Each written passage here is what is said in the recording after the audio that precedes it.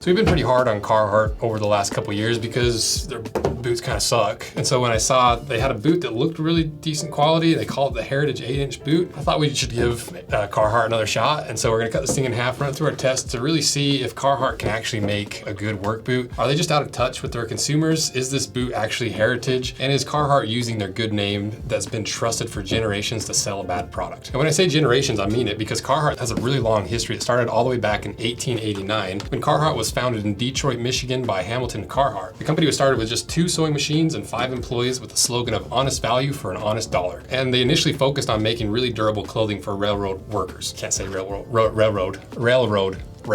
Then for the next 20 years, Carhartt continued to expand into 8 different cities, including locations in Canada and the UK. During World War I, Carhartt made a bunch of uniforms and they were committed to backing the attack. And the cool thing is their chore coat from this era back in 1917 has barely been changed up until today. Then during World War II, they made a bunch of coveralls to support personnel, jungle suits for Marines in the Pacific, and workwear for women entering the factories on the home front. And due to all the trust and goodwill that they built into the brand from World War I, World War II, all the railroad workers, over the next several decades, they continued to grow. Then in the 70s, they outfitted a lot of the Alaskan pipeline workers that needed the most rugged clothing and gear possible. Then in the 80s and 90s, Carhartt started to become really popular with blue collar workers and working class and the guys that actually needed to use their gear. Then in the mid to late 90s, Carhartt really started to hit the mainstream as hip hop artists started to popularize the workwear fashion, similar to what they did with Timberlands. Then in 2013, the first non-Carhartt family member took over the role as president. And then it seemed like after that moment, people started complaining about the quality dropping in Carhartt, selling out, doing more of the work in progress stuff, more of the stylish stuff, and really neglecting the workwear stuff. And then fast forward to today, and Carhartt has operations in the US and Europe with its European headquarters in Amsterdam. They employ over 3,000 hardworking associates worldwide, including 2,700 American workers. So with all that said, and this really cool long history, why can't Carhartt make a decent boot? Is it just that they're not a boot company? Is it the fact that they've sold out? Is it just slowly transitioning to a fully fashion brand and leaving the hardworking workwear behind?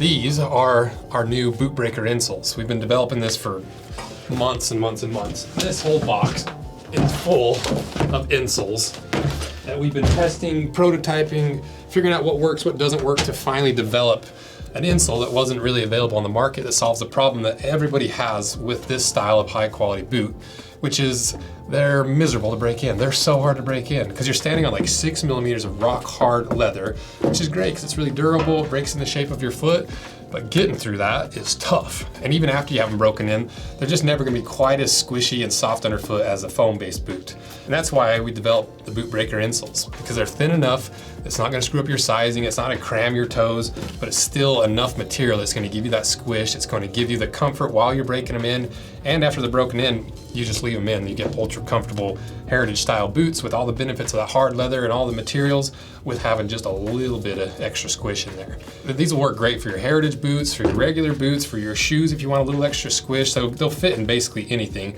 because we send it with a sizing guide that has a QR code so you can watch the video, everything you need to know to make sure these fit exactly how you want them to inside of your footwear. So add a little comfort to your footwear and check out the boot breakers below. So what is this boot that we're reviewing? Well, the brand is Carhartt. The style is the Heritage waterproof 8-inch steel toe work boot. They weigh 2 pounds, 5 ounces. They retail for $189 and they're made in Bangladesh. And the way that Carhartt positions this product is weather is only one of the hazards on the farm. These 8-inch boots deliver weather protection and impact resistance for everyday wear. A reinforced heel works with the Achilles flex joint for impact resistance and natural range of motion. A waterproof breathable membrane keeps your feet warm and dry in the weather, while durable rubber tread sheds mud and holds firm on slippery ground. If you want a pair of these, check them out via link in my description. So now start going through the details, starting with the upper first and the leather, because we haven't, the Carhartt leather's never been awesome, but it's never been like really terrible. And this leather is no different. And honestly, it's a pretty decent leather because it's a heavily waxed and oiled nubuck leather. We looked at the cross section, has plenty of the grain in there that holds all those loose suede fibers together. It's 2.3 millimeters thick, so it's right in that work boot thickness. That's usually from 2 to 3 millimeters thick. We ran the puncture test on it,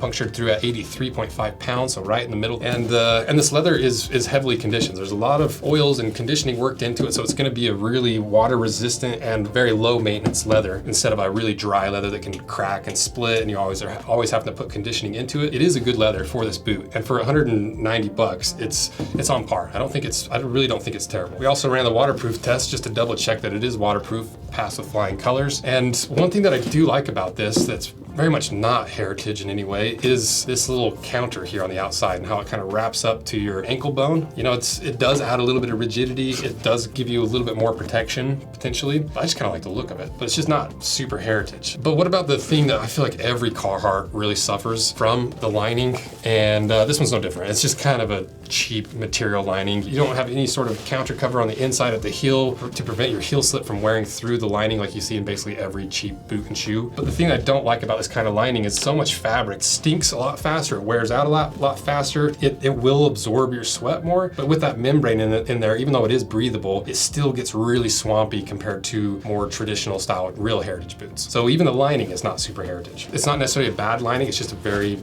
standard lining. The insole, just a very standard insole. You know, it's not terrible, it's not great, just kind of right in between. But the one thing I did notice about this boot was because of the steel toe, it is a very narrow boot at the toe. Because just like look at the insole and how thin that is. And I still think it's a little bit wider on the inside, but for a true work boot, especially for a steel toe where your toes are rubbing on it all the time, you think you'd have a little bit wider toe box in there. And so for me, I already have narrow feet and it still was, I could feel the steel toe on the side of my feet. Like once again, it seems like they're like trying to consider fashion too much and how these look too much, because whose feet are shaped like that? And then underneath that, you've just got a little bit of a foam lasting material. And then under that, we have no idea because it looks like it's a Goodyear welt. And so the lining in the inside really isn't terrible for the price range. It's just nothing outstanding. But then if we look at the midsole and outsole, this says it's Goodyear welted. It kind of looks Goodyear welted. And so I don't really know how this is all structured, but to me, it seems like it's just one solid layer of rubber. And it's this really interesting compound of rubber where it's really, really soft. It came in at a 32 short A on the inside. So it's a really soft, squishy foam. It's 57 on the outside, but 32 short A is ridiculously soft for a work boot. You know, the softer it is, the more squish you're gonna get, the more comfort you're gonna get, but the less durable it's gonna be usually. And especially for a work boot, you know, you don't usually even see the wedge soles as soft as 32 short A. So I'm really curious to see if it is just a single layer of foam all the way through, or if there's more to it. And I don't see any midsole layer, so I think it's either glued or direct injected to that welt. That welt here, the synthetic welt, is a real welt in some way. I'm not sure if this stitch line is real, but there is some traditional construction, some heritage construction in this boot. So let's cut it in half, see what's on the inside, and really see what's what with this boot, because a lot of times with Carhartts, that's where they hide all the stuff that they don't want you to see is on the inside. So let's cut them in half.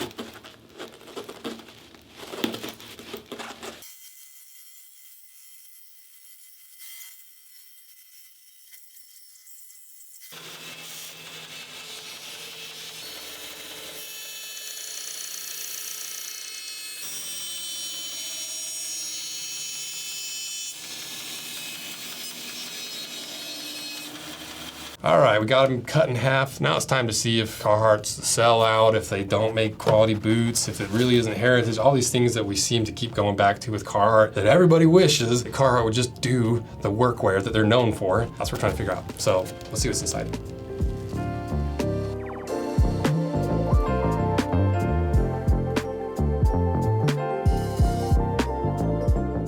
This is a really interesting boot because this Goodyear welt is a true Goodyear welt, because you can see the stitching going from the welt to the inside. There is technically a stitch right here, but it's not sewn to anything because this outsole is one single piece of really soft air-infused rubber. And the only way that they could do this is if it was direct injected. So basically the upper of this boot is traditionally made in a Goodyear welt way, you know, obviously not counting the synthetics and the non-heritage things. The construction itself is heritage, but usually where you'd put cork in that feeling area, you put a midsole on and then the outsole goes on. Instead, they direct injected this, which is really unique. You know, I don't even know if we've seen another boot that does this. And so it's kind of weird because you're not truly modern, like in direct injected boots, you're not truly traditional heritage boots. It's kind of in between. The problem with that is you lose a little bit of the value of each, because taking this to a cobbler and asking them to resole it, they're not gonna be very happy with you. And so it's gonna cost more than you'd like to invest in a cheap pair of Carhartt boots to resole it. It's almost like a shortcut to making a boot. So then what is the value of doing this half heritage and half modern boot? Well, you do get some of the values of a Goodyear welt. You know, it's sewn together rather than just glue and injection molded holding it together. And that's about it. That's the only thing I can even think of why you'd wanna do this. Because if it is just for looks, that is is something that some people like. They like this traditional look. That's all. I don't know